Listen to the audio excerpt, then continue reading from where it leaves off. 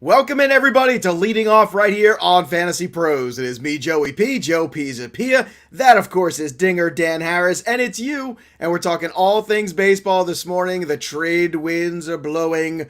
The Yankees are losing games in new ways every single day. And we've also got some more injuries to talk about, as we always do every Monday when we return. Dan Harris, it is good to see your face. I missed you over the weekend, my good friend. How are you? I'm doing well. It's always fun to do this. It's stupid. Right? I hate to say this. It's dumb. I love everybody. As soon as we start the broadcast, the comments start coming in from people who join us live here every day. I just like talking baseball. Again, we've said this a lot. If people could sort of listen in on our conversation, this is just what we would do. If we lived near each other, we'd have breakfast every morning and be like, "Oh, let's talk about last night with baseball."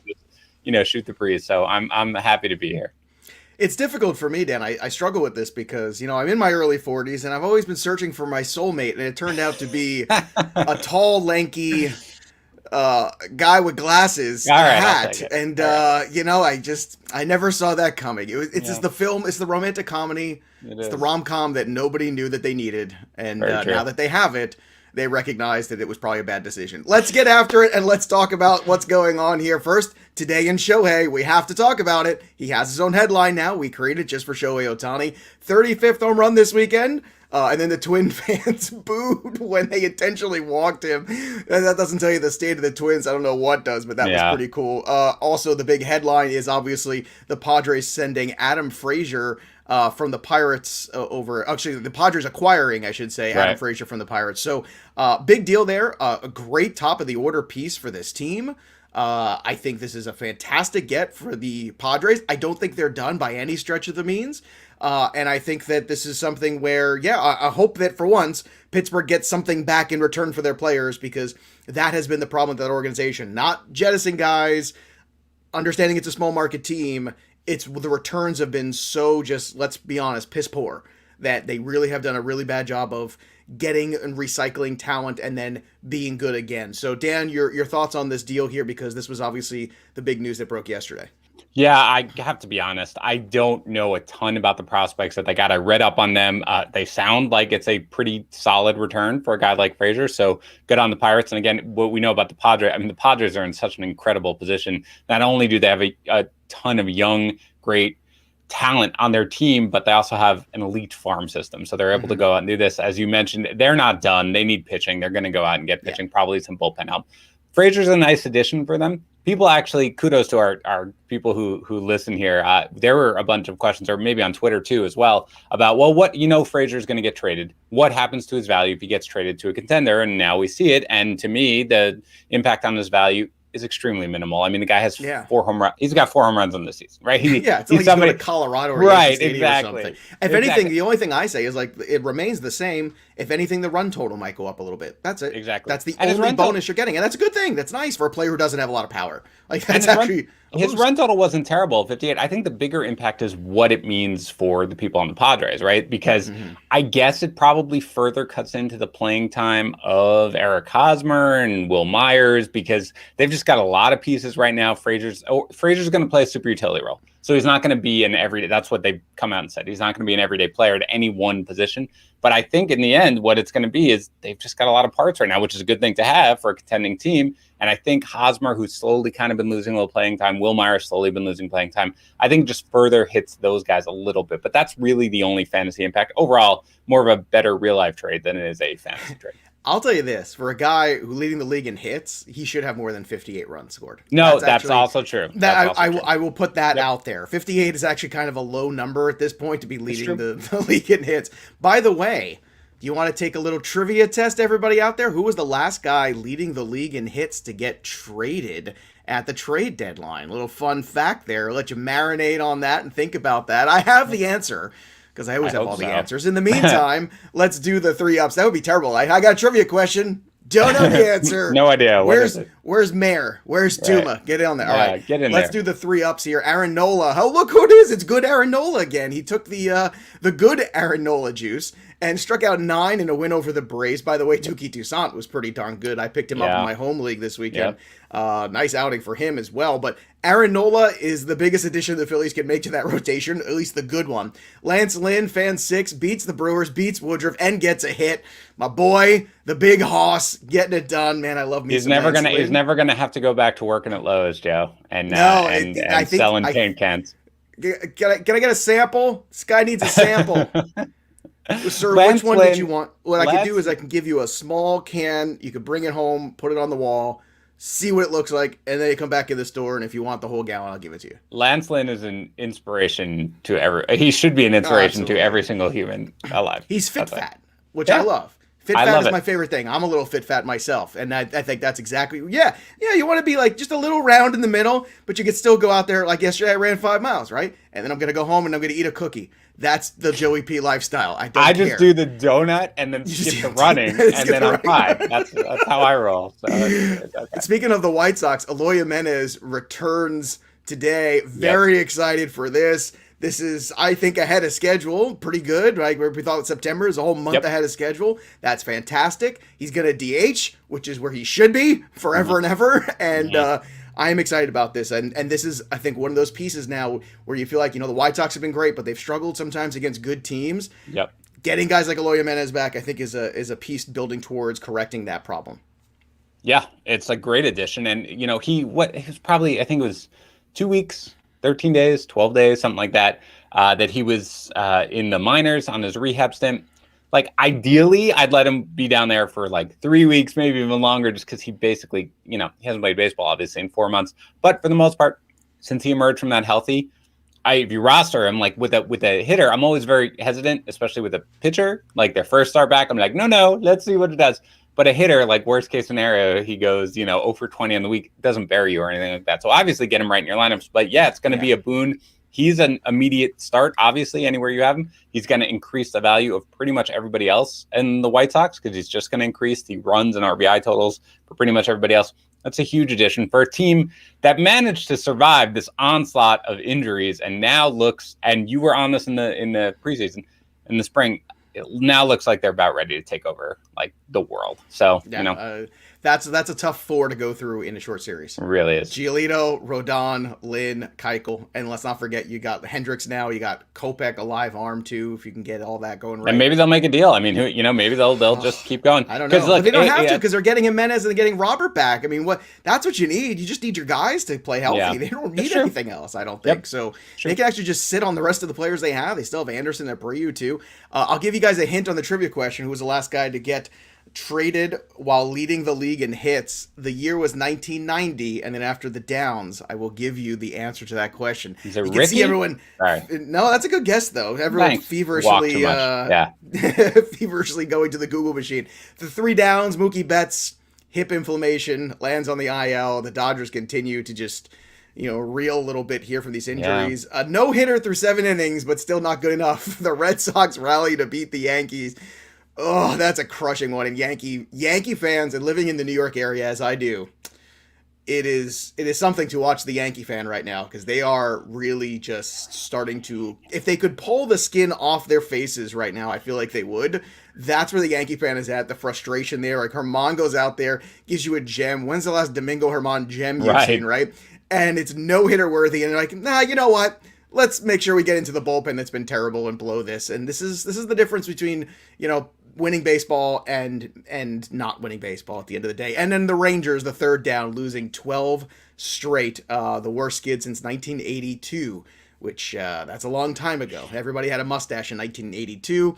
And that's my favorite thing. When you go back and look at old baseball cards from like the early 80s, everybody's got a mustache. Everybody looks 47 years old. And you look at the baseball card and the guy's 24. I love that. It's my favorite thing ever. Your thoughts on the Downs here, especially maybe the Mookie Betts or the Yankees thing? What do you want to go? Betts, they clearly just were desperate for him to be able to play against the Giants, right? Because I have the series coming up, and he just wasn't getting better.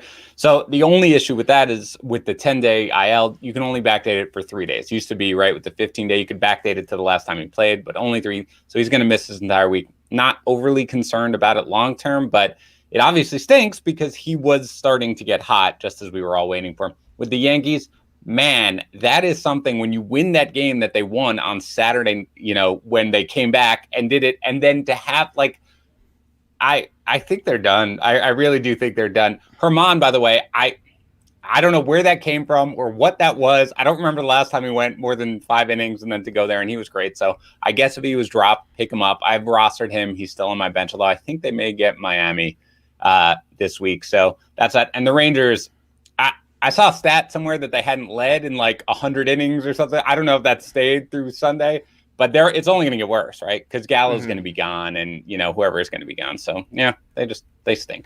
All right, I don't know why everyone's overcomplicating this. The trivia question is very simple. At the time of the deadline, this guy was leading the league in hits. I didn't say he led the league in hits in 1990. I said at the time of the deal. The number of hits he had before he got traded, by the way, in 1990 was 168. Ooh, in 125 games. Yeah, it was a trade deadline deal at the very end of the trade deadline in August. It was Willie McGee of the St. Louis Cardinals to the Oakland A's. So there you go. When you said Ricky Henderson. Willie McGee. Willie McGee. Let me tell you something, brother. Willie McGee had some good seasons. He had a 216 hit season in 85. In 1990, he ended up with 199 that year. He only had 31 the rest of the way, so he did lose out. But he led the league in hits in 90, so there you go. Okay, he did also. Okay. Because they were saying Mark Grace. I see Wonky Penguin in there talking about that. So no, Grace was 11. I've got everybody now off the top of my head. So I'm not looking it up even. It's just off the top of my head. Now I remember. It's a human Rolodex. But yeah, so Willie McGee, a little blast from the past. Also, Willie McGee, one of the more handsome men in Major League Baseball history as well. I'll take your word for it. That Willie McGee always looked like he was in pain on every baseball card. I don't have Willie McGee's face right now. I don't have it. I don't know why. Google Willie McGee and find me a happy Willie McGee picture. I don't think you could do it. And if it is, it's like somebody just told him, Willie, you just signed a big contract extension. Oh, Willie, I remember him now. Yeah, Willie McGee played for the Cardinals. He was a Met killer. How do you not remember Willie McGee? I got a quasi smile. So I found one. He's always unhappy, Willie McGee. He does look very, very serious. Some more stuff here. Here we go. And Go Card says, I was going to say Willie McGee. Yeah, sure. Then why didn't you say it before? Right. Just say it and be wrong. It's okay. It's always after the fact. Some more stuff from the weekend. The Mets win newly acquired Rich Hill, 5-inning Rich Hill, one of our favorite guys here. He is the now you know why. By the way, it's a great thing about Rich Hill. Not to belabor anything, but Rich Hill was dominant for 5 innings. They were like, okay, here's the third time through the lineup. Let's see what you look like. And suddenly the curveball is all over the place. So for everybody screaming about how he was, they know what they're doing. The Rays know what they're doing. We see it with Blake Snell. Like, just trust the Rays and understand that take the lumps when he doesn't get the quality start. All right, now we're going to talk about some stuff from some sources. Not my sources, just sources. Yours, okay. There's nothing that infuriates me more than when fantasy sports people on Twitter pretend that they're breaking news, like they're Adam Schefter or something. I hate it so much. It was like, oh, this guy's going to get traded, or this guy's going to... Like, I follow those people, too, that are actually breaking the news. Stop it. If you want to comment about it, that's different. But pet peeves aside, I don't know if it was this show or another show, because they all bleed together, but I talked about Whit Merrifield being that one big trade chip that nobody's really talking about that could really bring back a haul.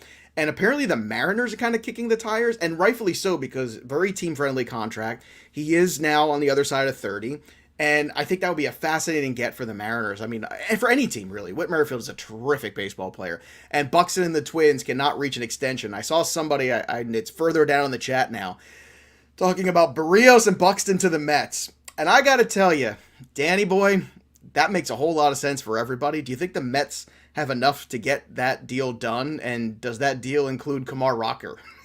I mean, it might. The Mets have a decent farm system. They have a decent farm system for sure. But again, the asking price on Barrios is high, as it should be, because the sellers market for pitching. Okay, there's not a lot of impact pitching right now. Barrios is under control. Buxton's under control for another year. So it would be a huge deal. Obviously, it might include Rocker. If it does, it's going to take an incredible haul to get that done. So the deal, there are going to be plenty of deals. I don't know whether or not we're going to see the giant one like that. But if you're the Twins at this point, I think it's time to start thinking long term as opposed to like even next year. The Nats, obviously, this weekend, no Scherzer because of and, I put on my conspiracy theory tinfoil hat for a second. I was like, oh, boy, yeah, all of a sudden he's got fatigue in the tricep. Everyone got fatigue in the hamstring. Everyone got fatigue. But apparently it's not a big deal, and they end up getting swept. Is that the end of the Nats? Are the Nats done now after this weekend, losing to the Orioles? It feels like it, right?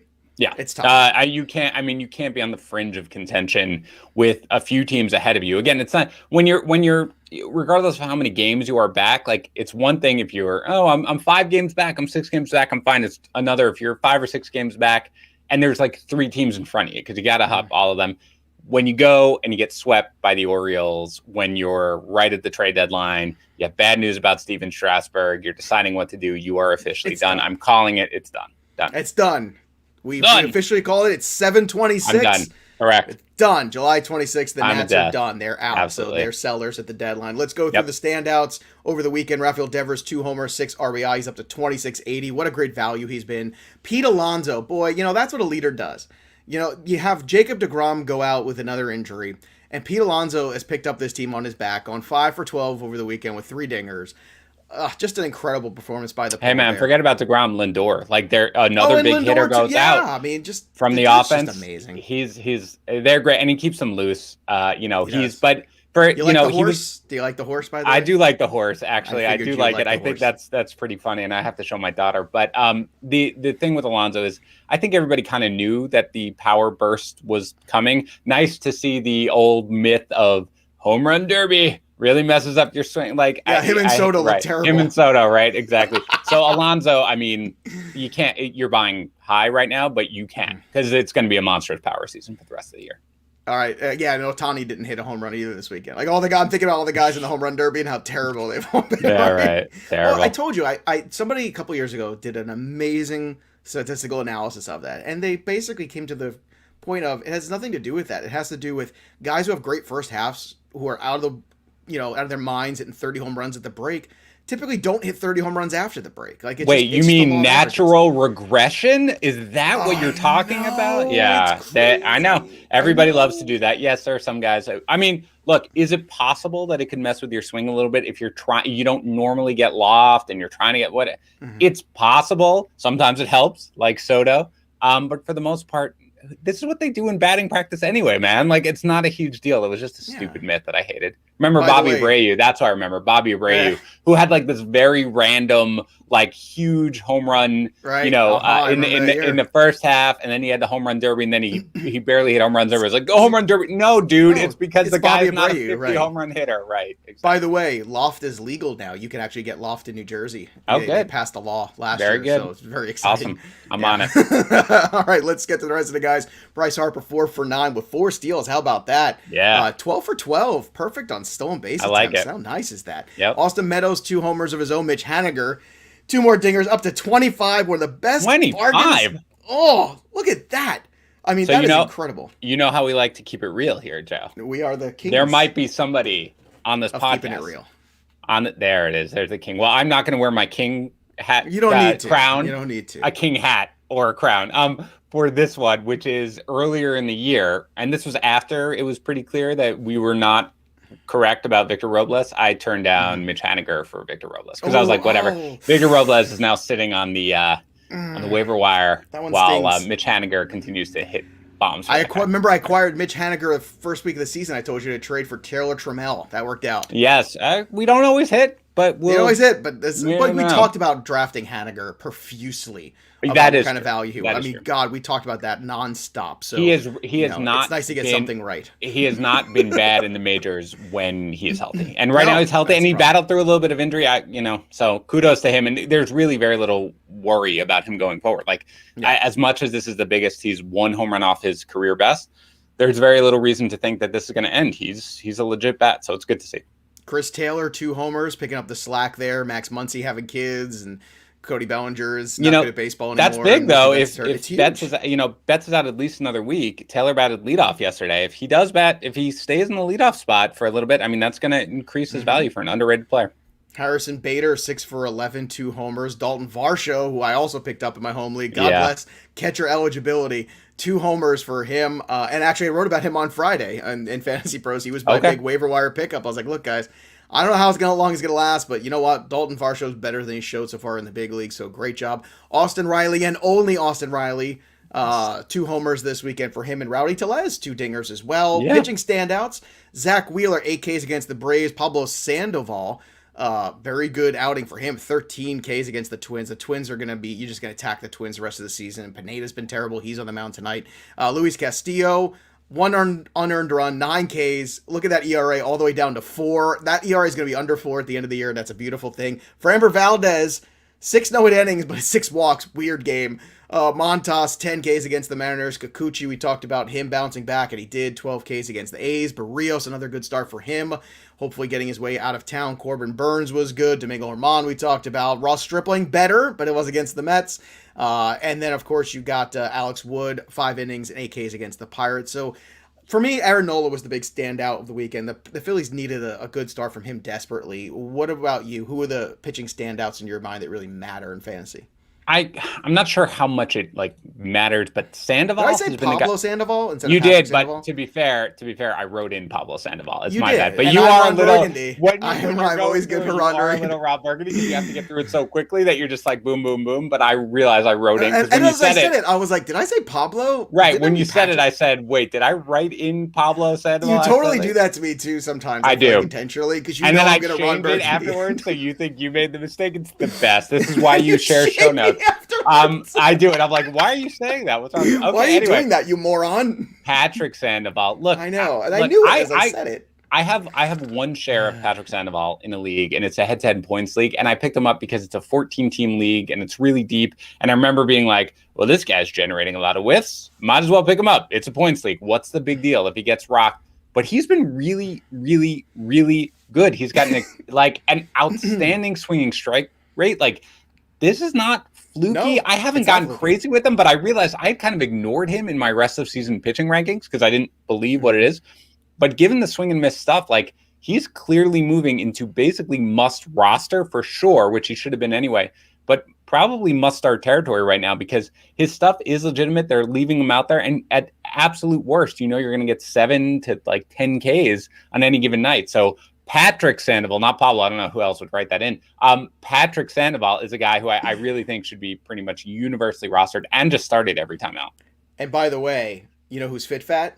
Pablo Sandoval. Pablo Sandoval might be the poster child for fit fat, by the way. Yes. Because that dude can get after I am unfit skinny, by the way. That's how I like the role.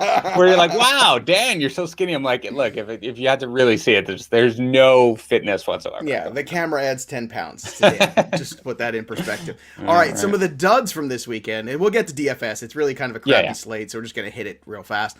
Yep. Kevin Gausman, 6 runs, given up. That's not very Kevin Gausman-like. Zach Gallen was bad. Freddie Peralta, 4 shutout innings, but the White Sox against the White Sox, but was pulled after 51 pitches. That's Joe. Dan, what? Joe. What? We talked about this, and I think we were wrong. I think that they basically are like, this is how we're going to manage. This is how we're going to manage our guys. This is the worst, right? Because now you can't just be like, we're going to bench you, so you could be like, right, I don't have to start Freddie Peralta. You want 4 elite innings, like. That means something in fantasy. It's fine in Roto, head-to-head. This is going to be crushing. But they are going to cap. They're going to cap him. I'm not kidding. They might cap others. They might cap. Maybe Burns. they're just capping him in July.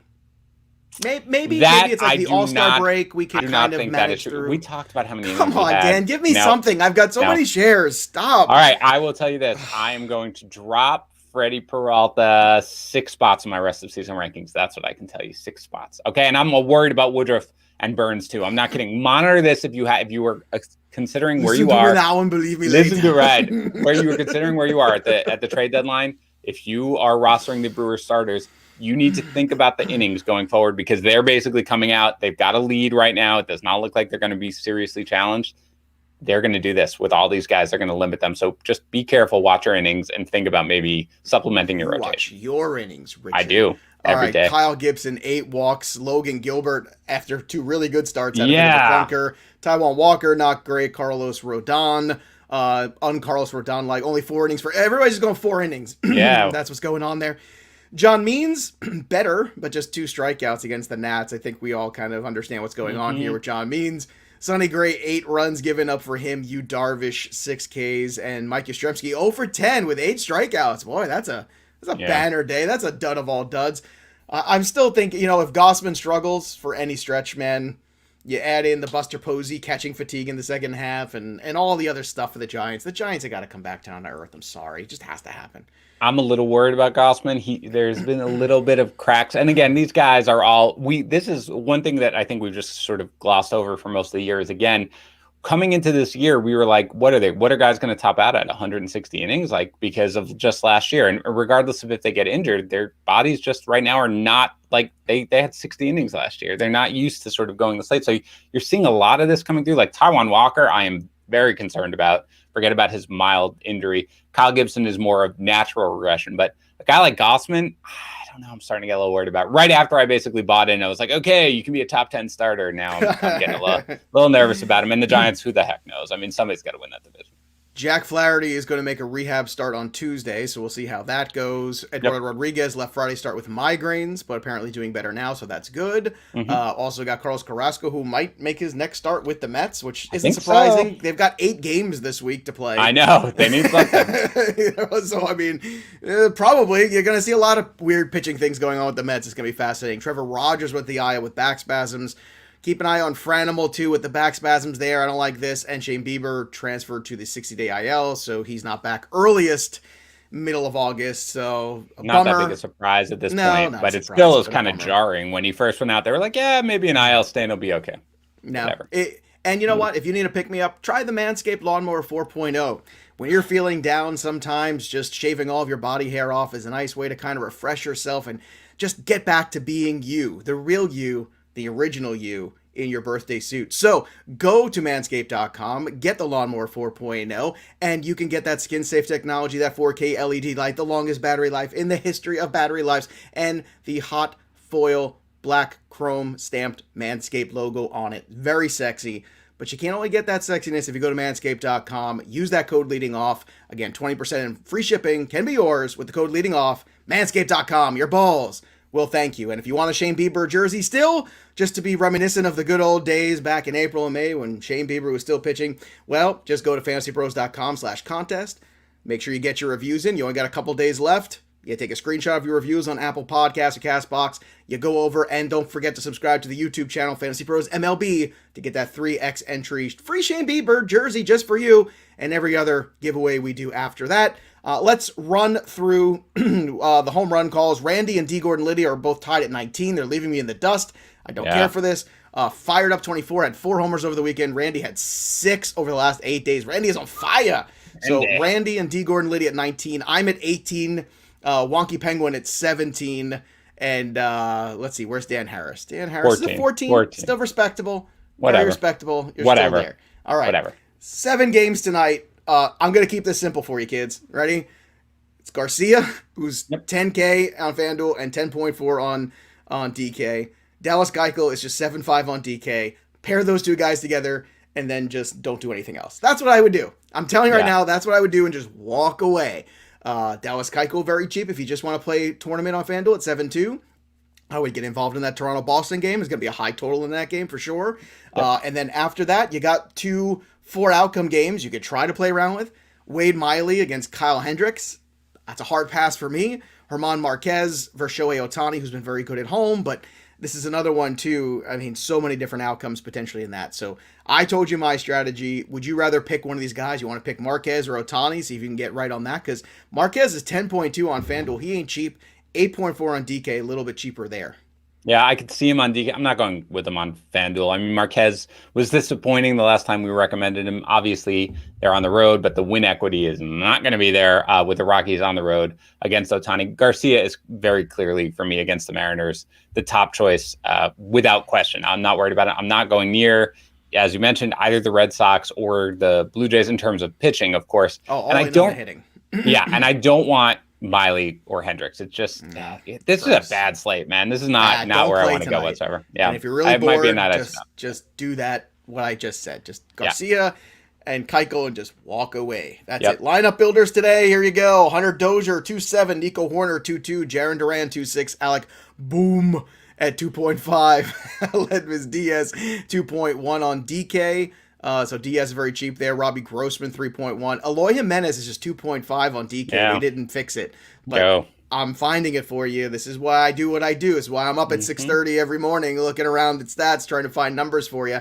And Jaren Duran 3.0 over on DK as well. I'm going with the good narrative story, Dan. I'm going with Eloy Jimenez for my home run. First night back. Let's go, baby. Eloy Jimenez going yard, and you get the, oh, look at him, and this triumphant return. Yeah, that's right. Let's do it. Eloy Jimenez. Who are you picking?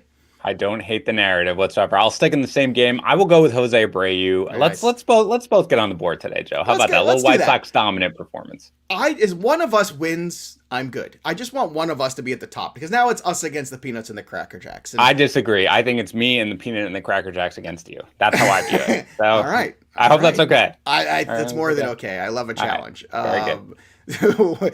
So I'm sorry we didn't get a lot to the Peanuts and Cracker Jack questions today. There was just so much to get to. But we promise we'll get to more of them tomorrow. Now tomorrow, Dan, we're starting at 9:30. Is that correct? Correct. A couple of news and notes. News and notes from Dan Harris. Okay. Tuesday we will be starting at 9:30 for those joining us live. Blame my kids' camp. Thursday we'll be starting at 9:30. Again, blame the kids' camp. And then Friday, Tuma will be, you can do it at 9, whatever you and Tuma want, will be replacing me just on Friday. This is an old Dan Harris takes the Harris clan down to New York to visit family. Hey, so I'll be out on Dan's Friday. Back. Don't screw it up because I'm going to be listening to it on the ride down. All right, so don't screw it up. Don't screw it up. You guys message me on Discord. Let me know if he screws it up, all right? Because can't have it. I feel like they're messaging me right now that I already did. True. So, yeah, all right. True. All right. If you're feeling down, go look at a picture of Willie McGee. That'll cheer you up. And for the rest of us, we'll see you again tomorrow. So that'll do it for us. But the story of the game goes on. For Dinger Dan Harris, I'm Joey P. We'll see you next time, kids.